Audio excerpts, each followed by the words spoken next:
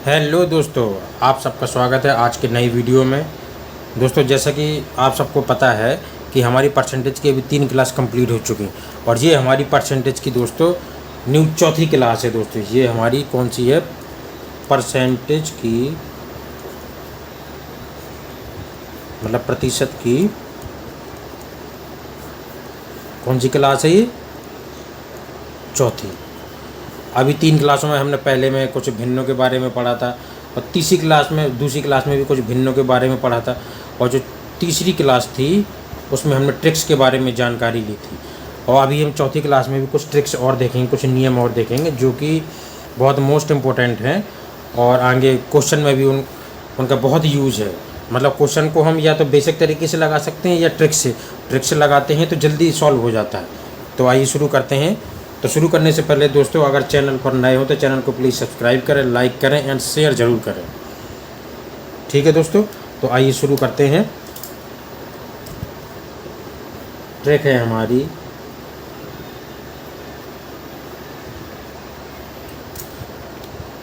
यदि किसी राशि का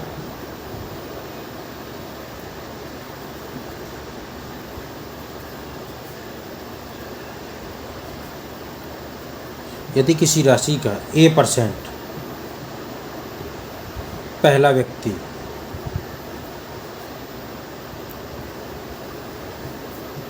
व शेष का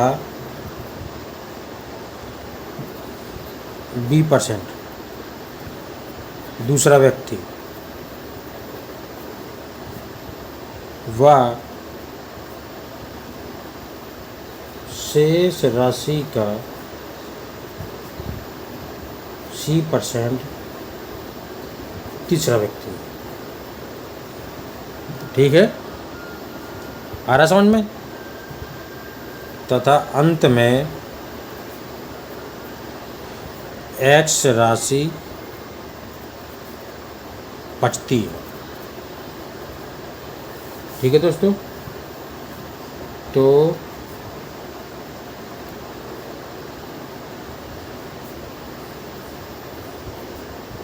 प्रारंभिक राशि, तो हमारी जो प्रारंभिक राशि होगी वो होगी 100/100 माइनस का A गुणा 100/100 माइनस का B गुणा 100/100 माइनस का C गुणा X। ये होगी यदि किसी राशि का A% पहला व्यक्ति व शेष का B% दूसरा व्यक्ति व शेष राशि का C% तीसरा व्यक्ति तथा अंत में X राशि बचती है। तो प्रारंभिक राशि क्या होगी? 100/100 माइनस का A गुणा 100/100 माइनस का B गुणा 100/100 माइनस का C गुणा X। आगे समझ में दोस्तों? नेक्स्ट देखते हैं।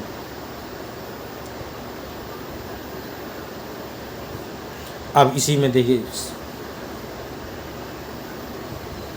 यदि कोई राशि A% बढ़ती है, ठीक है, फिर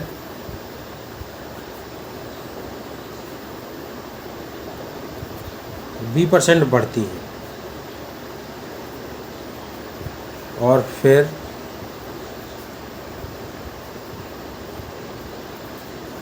C% बढ़ती है और अंत में X रुपये हो जाती है।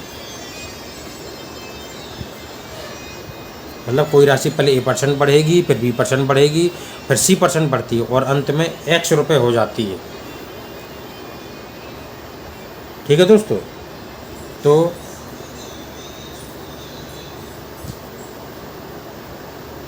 प्रारंभिक राशि बराबर, तो प्रारंभिक राशि होगी हमारी 100/100 प्लस A गुणा 100/100 प्लस B गुणा 100/100 प्लस C गुणा X। आगे समझ में सभी को? 100/100 माइनस का A गुणा 100/100 माइनस 100 प्लस B गुणा 100/100 प्लस सी गुणा एक्स। ये हो गई दो हमारी ट्रिक, बहुत मोस्ट इम्पोर्टेंट है ये, इनको ज़रूर नोट कीजिएगा। और जितनी भी ट्रिक ये नियम मैं आपको बता रहा हूँ ये सभी को नोट कर लीजिएगा, क्योंकि ये सभी परीक्षाओं में पूछी जाती, चाहे वो UPSSC का एग्ज़ाम हो, चाहे वो बैंक का हो, चाहे वो SSC का हो, कोई भी हो, रेलवे हो या हमारे यूपी स्टेट के एग्ज़ाम, कोई भी हो, मैथ तो सब में सेम है ना, नियम तो सबका सेम है। अब चाहे 2 + 3 = 5 हो या 3 + 2 = 5 रहेगा तो वो 5 ही, चाहे वो बैंक का एग्ज़ाम हो, चाहे UPSSC का एग्ज़ाम हो, किसी भी स्टेट का एग्ज़ाम हो, कुछ भी हो, मैथ लगभग सभी में सेम रहती। थोड़ा हाँ अंतर होता है कि भाई उसमें थोड़ा सा टफ होता है, किसी में थोड़ा सा सिंपल क्वेश्चन आते हैं, तो बस थोड़ा सा लेवल का अंतर होता है। आइए चलते हैं अपने नेक्स्ट ट्रिक पर। यदि किसी वस्तु की कीमत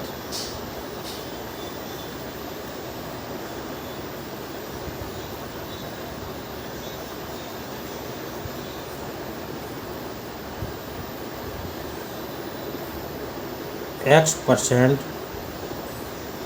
बढ़ने या घटने पर, किसी वस्तु की कीमत X% बढ़ने या घटने पर कोई व्यक्ति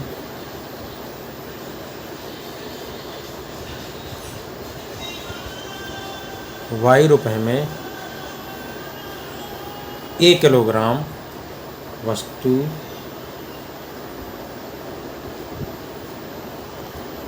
कम या ज़्यादा खरीद सकता है।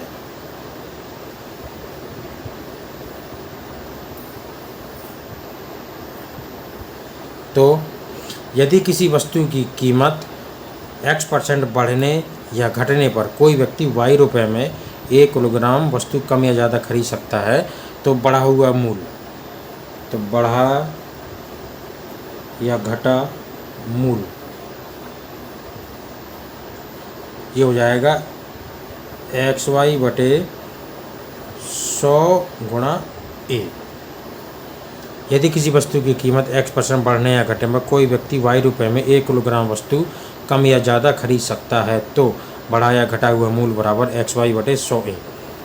और प्रारंभिक मूल्य, और इसी में प्रारंभिक मूल्य होगा XY/100 ± X × A। Plus minus का मतलब ये है, अगर बढ़ता है तो प्लस है और घटता है तो माइनस आएगा। ठीक है दोस्तों, यदि किसी वस्तु की कीमत X% बढ़ने या घटने में कोई व्यक्ति Y रुपए में 1 किलोग्राम वस्तु कम या ज़्यादा खरीद सकता है, तो बढ़ा मूल्य XY/100A, प्रारंभिक मूल्य XY/100 ± X × A। आगे समझ में?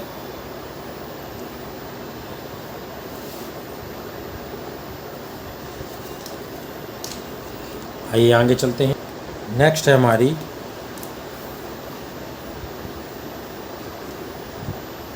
यदि कोई व्यक्ति X% भोजन पर, Y% कपड़ों पर और Z%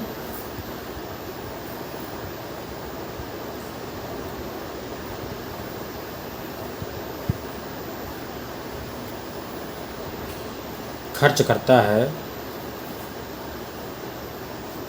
वह X% भोजन पर, Y% कपड़ों पर और Z% जो है गाड़ी पर या किसी भी चीज़ पर खर्च करता है, वह R रुपए बचा लेता है। तो उसकी मासिक आय, अगर मासिक आय पूछता है तो उसकी मासिक आय होगी 100/100 - X + Y + Z × R। 100/100 - X + Y + Z × R। और ये मैं जितनी भी ट्रिक लिख रहा हूँ उनको लिखते जाइए दोस्तों, नोट करते जाइए, तब ये बनेंगी, इनको याद करना पड़ता है। m लीटर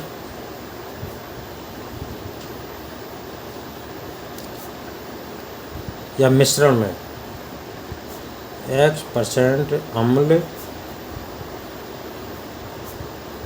या दूध है तो कितना पानी और मिलाया जाए कि अम्ल या दूध की मात्रा y% हो जाए। m लीटर मिश्रण में x% अम्ल या दूध है तो कितना पानी और मिलाया जाए कि अम्ल या दूध की मात्रा y% हो जाए। तो पानी की मात्रा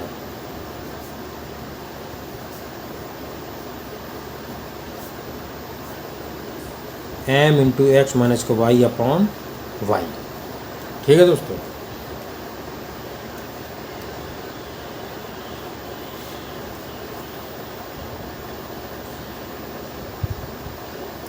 नेक्स्ट देखते हैं।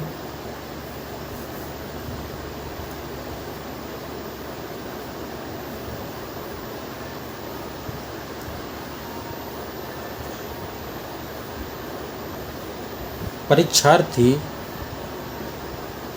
m% अंक लाया, ठीक है, और p अंकों से अनुत्तीर्ण या फेल हो गया, अनुत्तीर्ण या फेल हो गया। दोस्तों अभी क्लास बोरिंग लग रही होंगी क्योंकि अभी सवाल नहीं हो रहे। अभी नियम थोड़ा सा ट्रिक देख लीजिए, उसके जब सवाल लगाएंगे तो और मज़ा आएगा, क्योंकि जब ये ट्रिकें हमें बनने लगेंगी तो सवाल लगाने में बहुत आनंद आता है। m% अंक लाया, p अंकों से अनुत्तीर्ण या फेल हो गया। और यहीं पर अगर देखा जाए दूसरा परीक्षार्थी,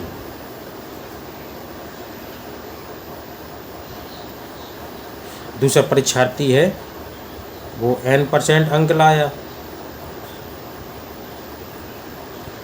और न्यूनतम से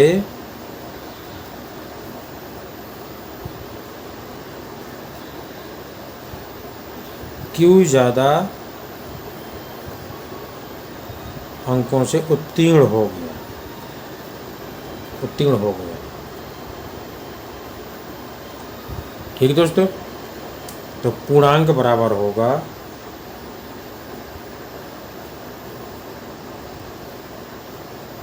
100/n-m गुणा p प्लस q। 100/n-m गुणा p प्लस q। आगे समझ में। नेक्स्ट ट्रिक है हमारा, नेक्स्ट नियम है, एक परीक्षा में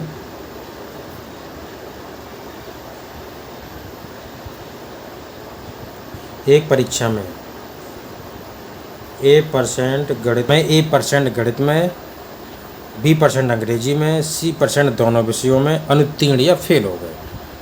तो दोनों विषयों में उत्तीर्ण विद्यार्थी 100 minus A plus B minus का C, और किसी एक विषय में उत्तीर्ण फेल विद्यार्थी A प्लस B माइनस का C%। आगे समझ में। आइए चलते हैं अपने नेक्स्ट। ये जितनी भी क्लासेस 200 परसेंटेज की पूरी क्लासेस आप ज़रूर देखा करिएगा।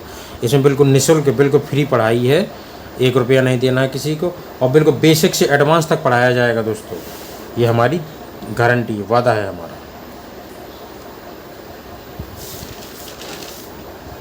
अब हमारी नेक्स्ट ट्रिक है,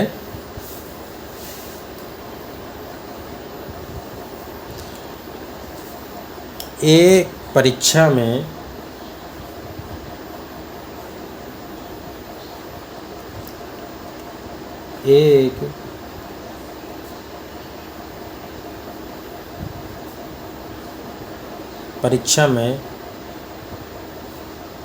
A% उत्तीर्णांक है और एक विद्यार्थी, मतलब A% में उत्तीर्ण होना, और एक विद्यार्थी B अंक लाता है। ठीक है दोस्तों। वह सी अंकों से अनुत्तीर्ण हो जाता है, मतलब फेल हो जाता है। ठीक है, तो मूल अंक बराबर, तो मूल अंक मतलब पूरा पूर्णांक कितने का है, ये हो जाएगा 100 इंटू बी प्लस सी बटे ए।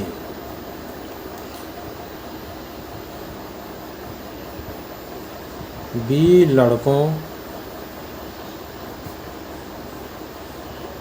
और जी लड़कियों ने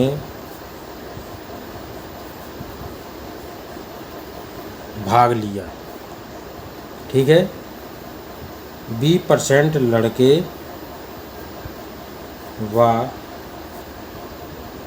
G% लड़कियां व G% लड़कियां इस परीक्षा में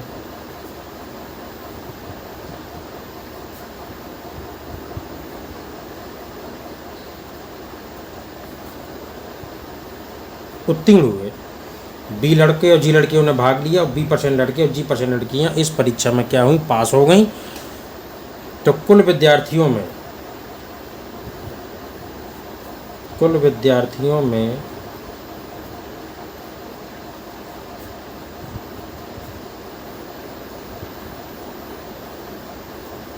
उत्तीर्ण विद्यार्थियों का प्रतिशत, कुल विद्यार्थियों में उत्तीर्ण विद्यार्थियों का प्रतिशत, ये हो जाएगा BB प्लस GG बटे B प्लस G। आगे समझ में,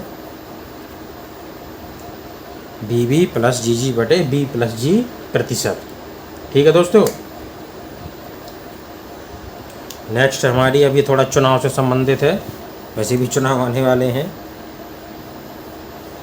चुनाव में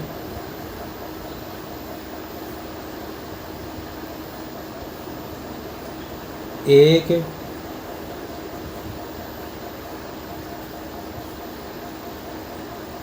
उम्मीदवार को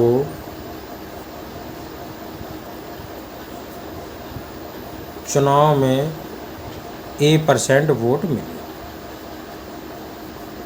ठीक है, उसे A% वोट मिले तथा वह X वोट से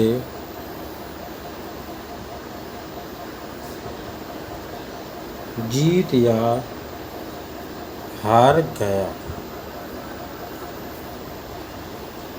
तो कुल पड़े वोटों की संख्या, ये हो जाएगा 50x बटे 50 माइनस का 1। एक चुनाव में उम्मीदवार को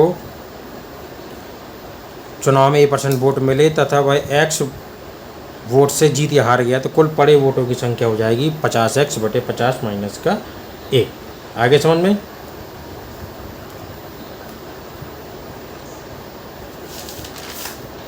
अब नेक्स्ट है, ये भी बहुत मोस्ट इम्पोर्टेंट है दोस्तों। जैसे मान लीजिए ये है, किसी शहर की जनसंख्या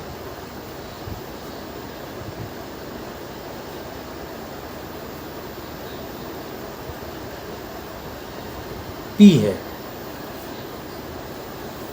पहले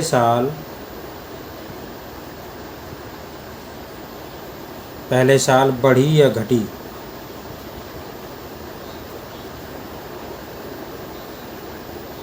जनसंख्या है R1% और दूसरे साल बढ़ी या घटी जनसंख्या है R2%। ऐसे तीसरे साल, मतलब इसमें सालें बढ़ सकती हैं, जरूरी नहीं है 3 ही साल हो, 2 साल भी हो सकता है R3%। ठीक है दोस्तों। तो 3 साल बाद शहर की जनसंख्या, तो 3 साल बाद शहर की जनसंख्या, तो 3 साल बाद शहर की जनसंख्या हो जाएगी P into 1+R1/100 into 1+R2/100 into 1+R3/100। ये हो जाएगी P into 1+R1/100 into 1+R2/100 into 1+R3/100। Into का मतलब यहाँ पर है ये गुणा है। ये आगे समझ में? कुछ फॉर्मूले और लिख लीजिए।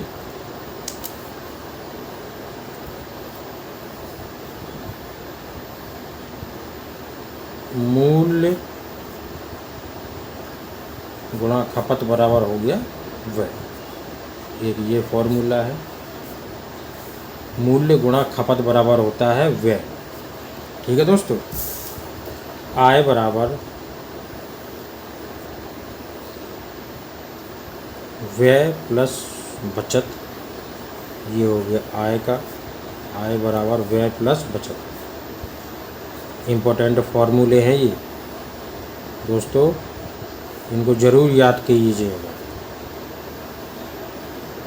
देखिए मैथ बनाइए, लेकिन कुछ चीज़ें आपको रटना तो पड़ेंगी ही, चाहे वो ट्रिक हो या फॉर्मूले। बिना रटे तो वो बनेंगे नहीं, इसलिए उनको रटना भी बहुत ज़रूरी है।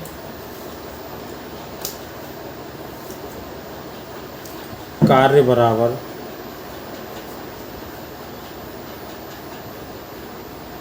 आदमी गुणा समय, आदमी गुणा समय। कितने आदमी हैं, कितना समय उनको लगता है, वो कार्य बराबर हो जाएगा। एक और दोस्तों इम्पोर्टेंट, प्रतिशत विचलन बराबर अनुमानित मूल्य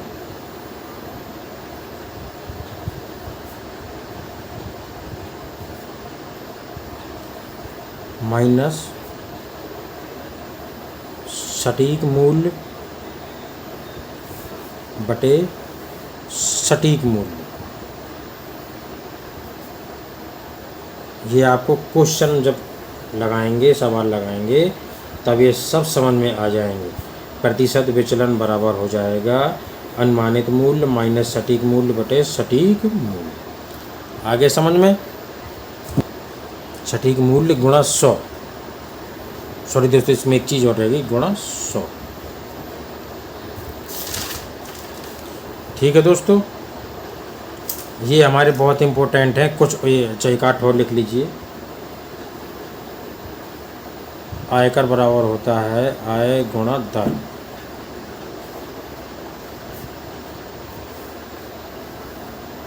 ठीक है दोस्तों। एक ट्रिक और है, ध्यान आ रही है, वो भी आपको बता देते हैं। यदि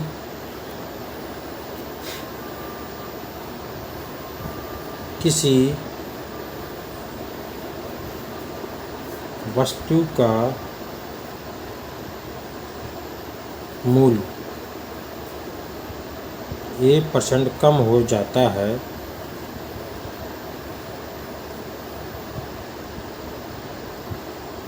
और खरीदार को B में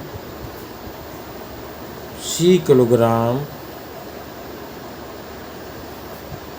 अधिक मिलता है,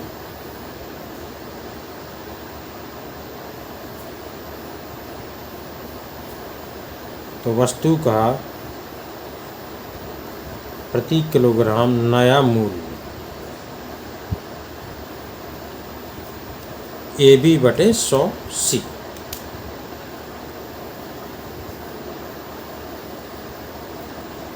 यदि किसी वस्तु का मूल्य 1% कम हो जाता है और ख़रीदार को बी में C किलोग्राम अधिक मिलता है, तो वस्तु का प्रति किलोग्राम नया मूल्य बराबर हो जाएगा AB/100C। तो दोस्तों ये रहे मैथ की मोस्ट इम्पोर्टेंट ट्रिक जो प्रतिशत की है, लगभग हमारी सारी ट्रिक, सारे नियम पूरे हो चुके हैं। अब हमें नेक्स्ट वीडियो से ओनली क्वेश्चन की प्रैक्टिस क्वेश्चनों की हमें प्रैक्टिस करना, सवाल ज़्यादा से ज़्यादा लगाने हैं।